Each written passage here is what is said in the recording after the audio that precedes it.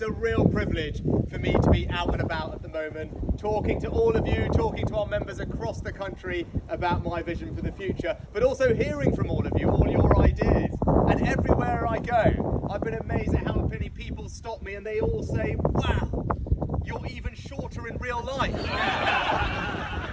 It was not quite the start to the campaign I'd imagined, but nevertheless, that's why we're standing on this trailer today. But in any case, look, I'm standing here for one very simple reason, and that's because our country did something incredible for my family by welcoming them here as immigrants 60 years ago and allowing them to build a better life. Hooray! Hooray! And I was brought up with a set of values that are core to who I am today. The first is that family means everything to me, because we all know that the bonds that family provides are far greater than anything ever government could hope to replicate, and we must never forget that.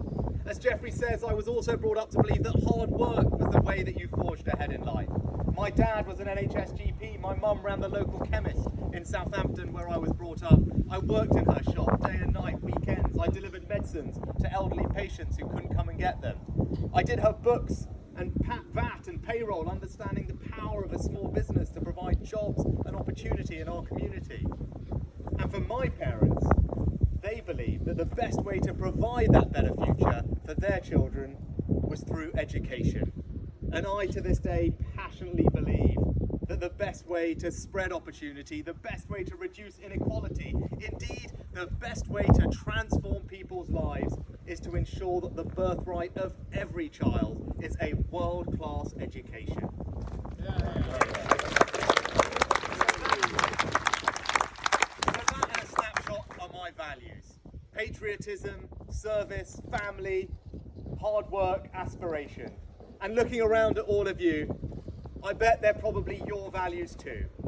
And that's because they're conservative values. And my story is an entirely conservative story. And that is why I want to be your Prime Minister. Because I want to put those conservative values into action to build a better future for our country. And just as this country allowed my parents to provide me with those opportunities, as your Prime Minister, I want to do the same for everyone, your children and grandchildren, and make sure they have those very same amazing opportunities too. But how are we going to do that? Well, we need to do three things. We need to restore trust, we need to rebuild the economy, and we need to reunite our country. Now, restoring trust starts with honesty. And as you can see in this contest, I have not taken the easy path. I've chosen to tell the truth about the challenges we face and what is going to be required to grapple with them. Now, even though it doesn't make my life any easier, and thank you, sir, it is the right thing to do, it is the honest thing to do, and that's what leadership is all about.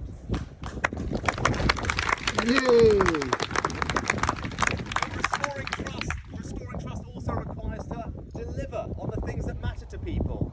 And that's why I've set out a plan to comprehensively reform the NHS and grip the challenge with our backlog so we don't have to constantly put more money in, that we get more out.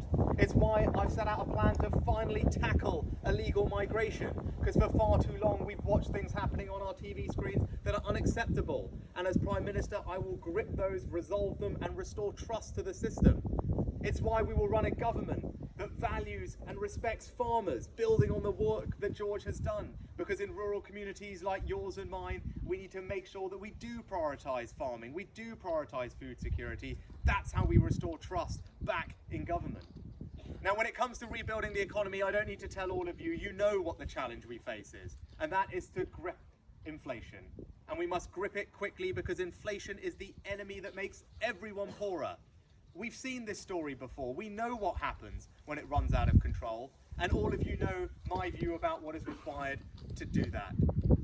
It does mean that we will help people with the cost of living this autumn. We'll cut VAT on fuel to do that. But it doesn't mean that we will embark on a spree of unfunded borrowing to the tune of tens of billions of pounds that just risks making the problem worse and handing that tab, the bill that we rack up on our country's credit card, to our kids and our grandkids and expect them to pay for it. That isn't right, that isn't responsible, and it is certainly not conservative.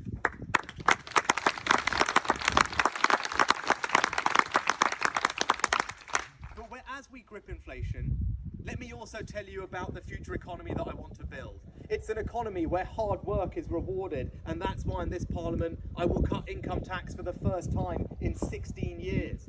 It's an economy where we are supporting businesses to innovate and grow, and that's why this autumn we are going to reform business taxation radically to do things we've never done before to turbocharge our growth.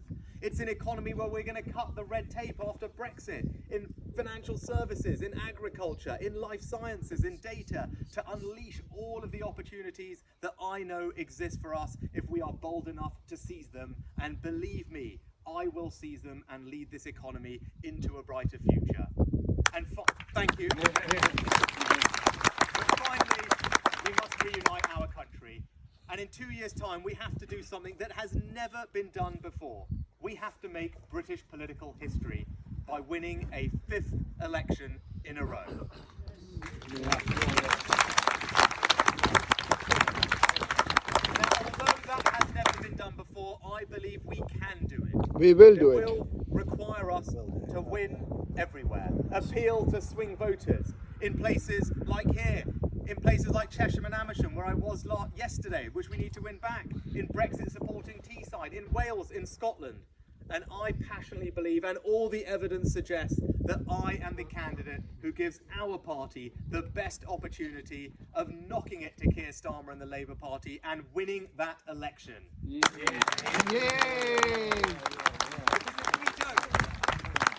Because if we don't win that election, then all of the values that we hold dear, all of the ideas we want to see will never come to fruition, and I will not let that happen. Right. We support you. And in conclusion, let me just say this.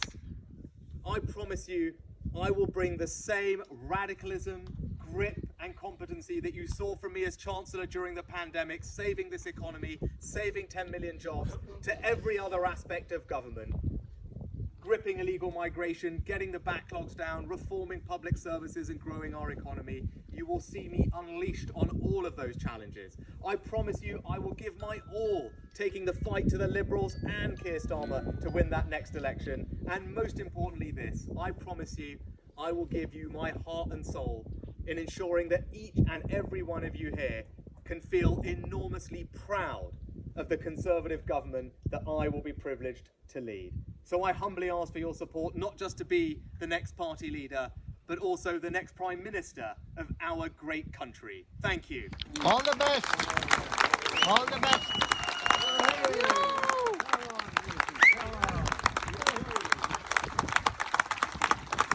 Now, before we get into Q&A, there's 2 or 3 other people I must pay a special thank you. I didn't see on the front row Dom's parents, Mr. and Mrs. Morris, and Dom. Give them a very special